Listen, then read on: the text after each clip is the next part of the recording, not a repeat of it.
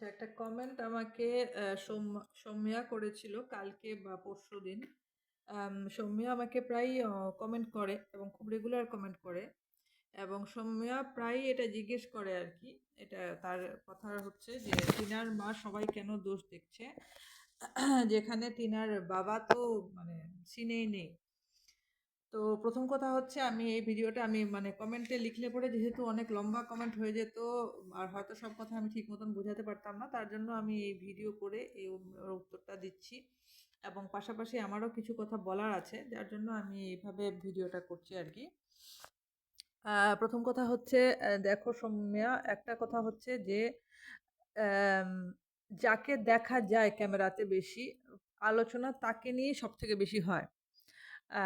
এখানে দুজন মাকেই দেখো, একদিকে হচ্ছে বেচুর মা, একদিকে হচ্ছে টিনার মা।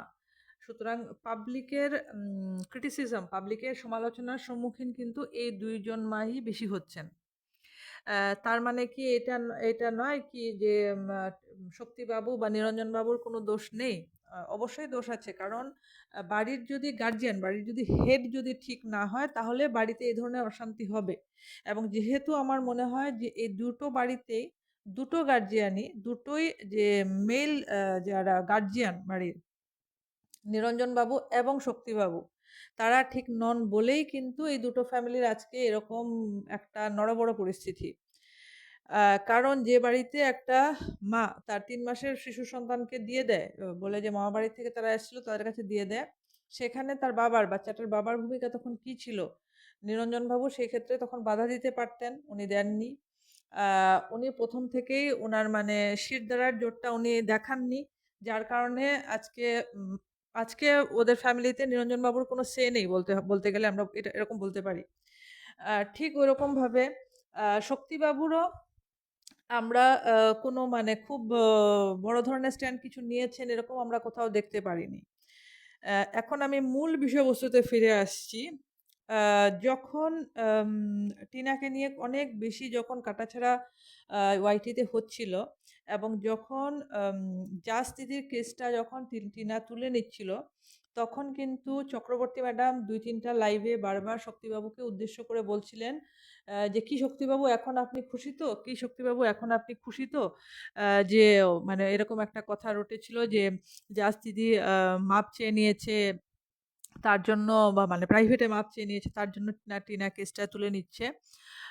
তার মানে তার কারণ হচ্ছে যে শক্তিবাবু বারবার হয়তো চক্রবর্তী ম্যাডামকে ফোন করে মানে বলছিলেন বা দুঃখ প্রকাশ করছিলেন যে এইভাবে যে টিনাকে এত গালিগালাজ করলো, তার কি কোনো বিচার নাই, এক্সেট্রা এক্সেট্রা বলে।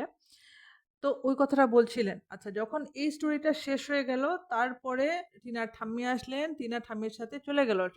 দিল্লি যাওয়ার আগে টিনা সব কেস কামারি যা যা ছিল সবকিছু নেগোশিয়েট করে ও তুলে নিল।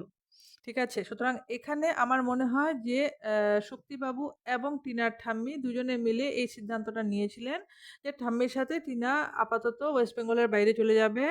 সেখানে হয়তো কয়েক বছর থাকবে। তার পরবর্তীতে হয়তো হাসনাবাদে আবার ফিরে আসবে। যেটার একটা অনেক বড় কারণ হচ্ছে যে এরকম স্বামী পরিত্যক্তা একটা মেয়েকে নিয়ে গ্রামে গঞ্জে গেল। আপনারা তো দেখছেন, যারা ইউটিউবার, যারা ওকে ক্রিটিসাইজ করছে বা ওকে নিয়ে কথা বলছে, তারা সবাই ভালো ফ্যামিলির মেয়েরা বা মহিলারা, এবং তারা সবাই মোটামুটি শহরে থাকেন। সুতরাং এটা নিয়ে যে তারপরেও ওকে তার এই জিনিসটা যে তাকে কন্টিনিউ তাকে একটা হ্যারাসমেন্টের শিকার হতে হবে, সেটা কিন্তু তারা বুঝতে পেরেছিলেন। তার জন্য সিদ্ধান্তটা নেওয়া হয়েছিল, এবং এই সিদ্ধান্তটাকে বানচাল করে দিয়ে টিনার মা ওনার দায়িত্বে টিনাকে ফেরত ওয়েস্ট বেঙ্গলে এনেছিলেন। ঠিক আছে? এবং যখন থেকে টিনা ওয়েস্ট বেঙ্গল ফেরত আসে, তারপর থেকে শক্তিবাবু এবং টিনার ঠাম্মি সিন থেকে গায়েব হয়ে যান। প্রশ্ন হচ্ছে এখানে যে টিনার মা যখন নিজ দায়িত্বে এখানে এনেছিলেন, এখন এখানে হচ্ছে তোমার ফ্যামিলি পলিটিক্সটা বুঝতে হবে। ঠিক আছে? ফ্যামিলি পলিটিক্স বলো বা ফ্যামিলি ডাইনামিক্স বলো বা গ্রুপ ডাইনামিক্স বলো, সেটা বুঝতে হবে। যে কোনো একটা গ্রুপ যখন একসাথে থাকে, তখন গ্রুপের মধ্যে একজন গ্রুপ লিডার থাকতে হয়। ফ্যামিলির মধ্যে যখন অনেক মানে মেম্বারের যখন ফ্যামিলি হয়, আগের কালের দিনে যে যেটাকে কি বলা হতো? জয়েন্ট ফ্যামিলি, একান্নবর্তী পরিবার যেটা, সেটা কেন এত সাকসেসফুল ছিল? কারণ একান্নবর্তী ফ্যামিলির মধ্যে একজন হেড থাকতেন এবং সেই হেডের কথা সবাই মেনে চলত।